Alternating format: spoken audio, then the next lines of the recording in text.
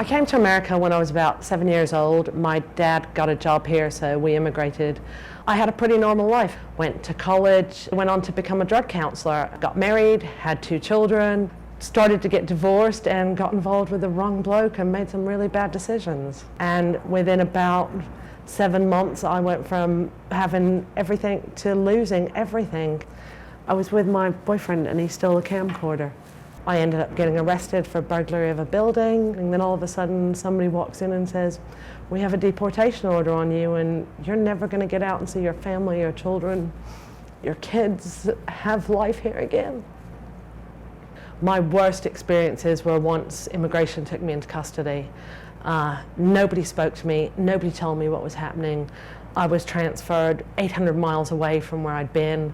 They didn't care if my family could come visit me. I just felt like I was in the twilight zone. This is a bad, bad dream and something has to change. I've been here since I was 7 and I'm now 29 and I've got 2 kids that are American citizens. It's devastation. If it had been tolerable, then I think I probably would have even tried to fight a bit longer. The hardest thing I did was withdraw my appeal and just say, I gotta go. And, you know, I stood there with my mom and said, I have to sign. And she said, okay, I'll love you, but I'll take care of your kids. And it was devastating. You know, my children got to visit me once in jail, and I had to tell my 4-year-old, I love you and I don't know when I'll see you again. And it was the worst day of my life. The immigration laws that they did, they've put such a wide scope. They've just targeted, they've panicked and they've targeted everybody. I'd say out of the 20 women that were in the facility, the little unit where I was, there was one who was a constant repeat offender. There were women in there, they went on hard times. They need a bit of welfare support, a bit of job help support. They damn sure don't deserve to lose their family, their parents, their homes. There should be a chance for an opportunity on an individual basis because every person was human.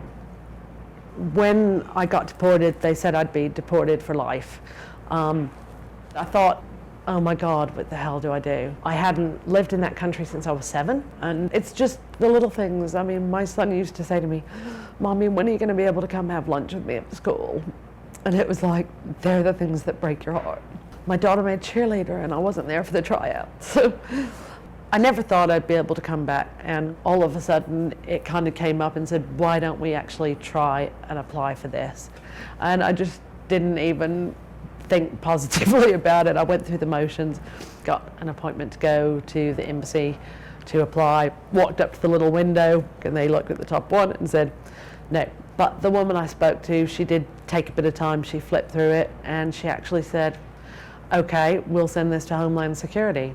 And about 3 weeks later, I got an email that said, your U.S. visa is ready to be issued, one-time entry, and within the next 6 months. And I just went, holy shit, I'm actually gonna go home.